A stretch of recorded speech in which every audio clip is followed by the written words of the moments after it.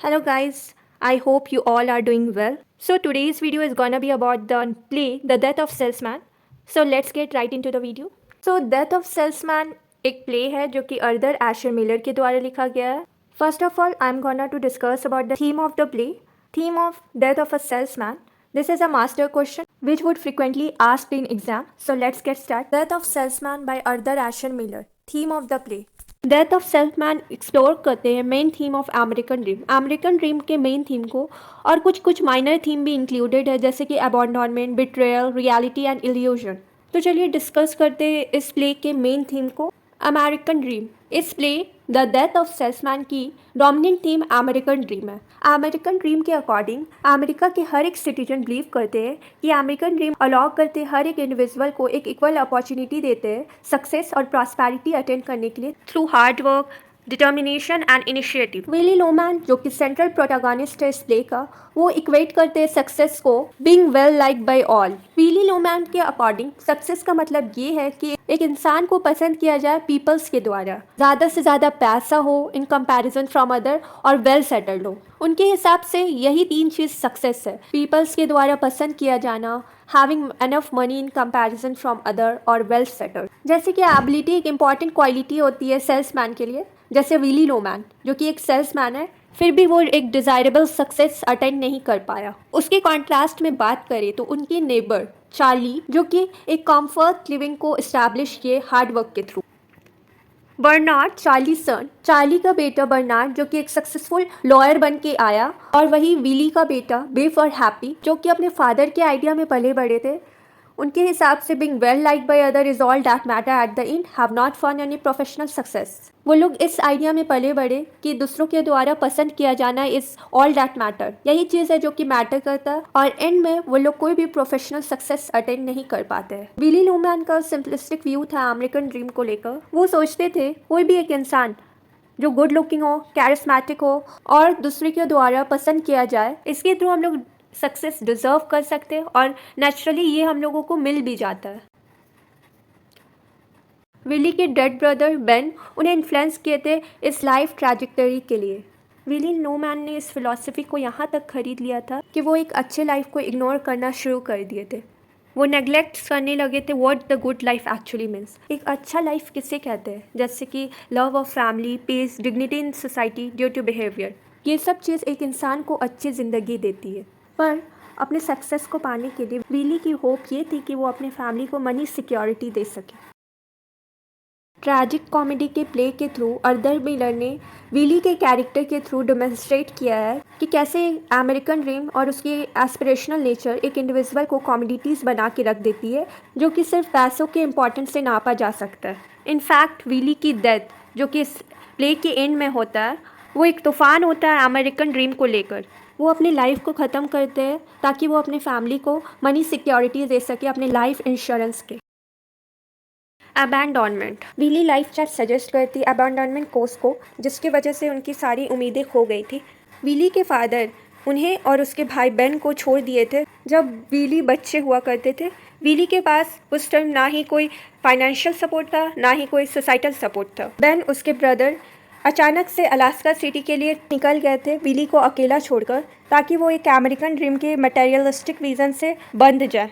Willie के early experience के consequence के वजह से उनके अंदर अबैंडनमेंट की फियर डेवलप्ड हो गई थी, जिसकी वजह से वो अपने फैमिली को अमेरिकन ड्रीम को कंफर्म कराना चाहते थे. His nature and efforts of raising his children perfect reflect his inability to understand the reality. उनकी नेचर और उनकी एफर्ट अपने बच्चे को बड़ा करने के लिए वो परफेक्टली रिफ्लेक्ट करती है उनकी इनएबिलिटीज़ को लेकर कि वो इस रियलिटी को समझ नहीं पाया. यंग बीफ, विली का बड़ा बेटा, वो अपने फादर की सारी टीचिंग को छोड़ देता है जब वो अपने फादर के एडल्ट्री के बारे में जानता है. बिफ हैप्पी के साथ मिल के विली के सारे इल्यूशन को तोड़ देता है, और इस प्ले के एंड में विली को उनके बेटे अकेला छोड़ के आ जाते हैं वॉशरूम में. अमेरिकन ड्रीम और उसके एस्पिरेशनल नेचर विली को धोखा दिए, और बिट्रेयल जो है वो अनदर सिग्निफिकेंट थीम है इस प्ले की. विली अपनी वाइफ लिंडा को धोखा देता अपने आप को अडल्ट्री में फंसा के एक वुमेन के साथ होटल में. बिफ डिस्कवर करता अपने फादर के अफेयर को. वो एक टर्निंग पॉइंट है उसकी लाइफ में, जिसकी वजह से वो सोचने लगता उसके फादर एक फेकर है. और वो अपने फादर की टीचिंग से बाहर आना चाहता था और वो डिक्लेयर करता है कि वो उस पाथ में नहीं चलेगा जो उसके फादर यूज़ किया करते और उनके सारे स्टडीज़ को ड्रॉप कर देगा। इस सेंस में धोखा मिला है विली को और एज वेल एज बिफ को भी। विली को धोखा मिला क्योंकि बिफ के चाइल्डहुड से विली कॉन्स्टेंटली उससे अमेरिकन ड्रीम के ट्रैक में चला रहा था और आखिर बिफ डिसाइड करता वो अपने फादर के स्टडीज़ को ड्रॉप कर देगा, जिसकी वजह से विली की हार होती है। वाइल बिफ खुद को धोखा दे रहा था अपने आप को कंपलसरी एजुकेशन से दूर करके, जिसकी वजह से उसको एक इनसिक्योर लाइफस्टाइल जीना पड़ेगा।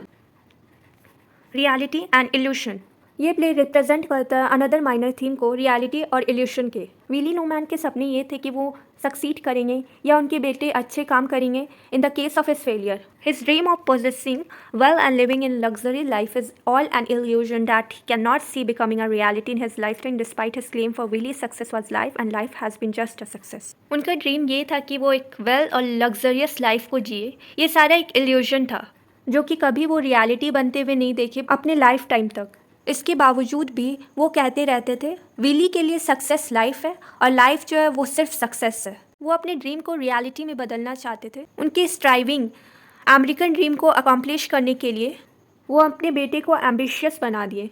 वो सोचते थे उनका गुड कनेक्शन है कंपनी के बॉस के साथ, पर उनकी अजम्पशन एक ह्यूमिलेटिंग रियलिटी में बदल गई जब वो कंपनी के बॉस के द्वारा निकाल दिए गए। विली अपने पूरे ज़िंदगी भर अपने दोनों बेटों को इनकरेज करते रहे ताकि वो अमेरिकन ड्रीम के स्टैंडर्ड को अकम्प्लिश कर सके, पर बाद में उन्हें सिर्फ डिसअपॉइंटमेंट ही मिला। बिफ जो कि इमैच्योर और इररिस्पॉन्सिबल बॉय निकल के आया, जो कि कभी भी कामयाब नहीं हुआ एक सेटल जॉब लेने के लिए। हाउएवर बिफ भी इल्यूजन को इनहेरिट किया था अपने फादर के थ्रू। वो भी सोचता था कि मेरा बहुत मान सम्मान है सोसाइटी में, ये सोचकर कि वो आसानी से लोन ले लेगा, बट इन रियलिटी वो एक हॉरेंडस रिजल्ट को फेस किया। कोई अग्री नहीं हुए इससे लोन देने के लिए। विली का दूसरा बेटा हैप्पी जो कि वेल सेटल्ड था रियलिटी में, पर अपने ऑक्यूपेशन को सिंसियर लेने के बजाय वो एक ब्राइब टेकर बन गया था और उसे निकाल दिया गया उसके जॉब से। ये सब चीज़ प्रूव करती है उसके फादर के फेलियर इल्यूशनरी वर्ल्ड को लेकर। विली एक ऐसा लाइफ जी रहा था जिसमें सिर्फ इल्यूशन था। वो एक egoistic, proud and unnecessarily over assertive person था। His deep seated egoism and boastfulness prevented him from embracing reality. उसके ईगो और उसके घमंड उसे रियलिटी नहीं दिखा पाया। वो रियलिस्टिक प्रेडिकेमेंट को लेकर ब्लाइंड था, इसलिए वो इल्यूजन के सहारे लेने लगा था रहने के लिए। उसके लिए उसके फेलियर को एडमिट करना वो उसके लिए दर्द भरा और इंसल्टिंग चीज़ होता था, इसलिए वो हमेशा फ्यूचर की बात करने से अवॉइड करता था। उसकी इल्यूजनरी वर्ल्ड मिटिगेट हो गई प्ले में जब लिंडा बहुत कम इंसान को देखी विली लोमैन के फ्यूनरल के टाइम, जिसकी वजह से प्रूव हो गया कि वो अपने आप को बुद्धू बना रहा था अपने पॉपुलैरिटी को लेकर।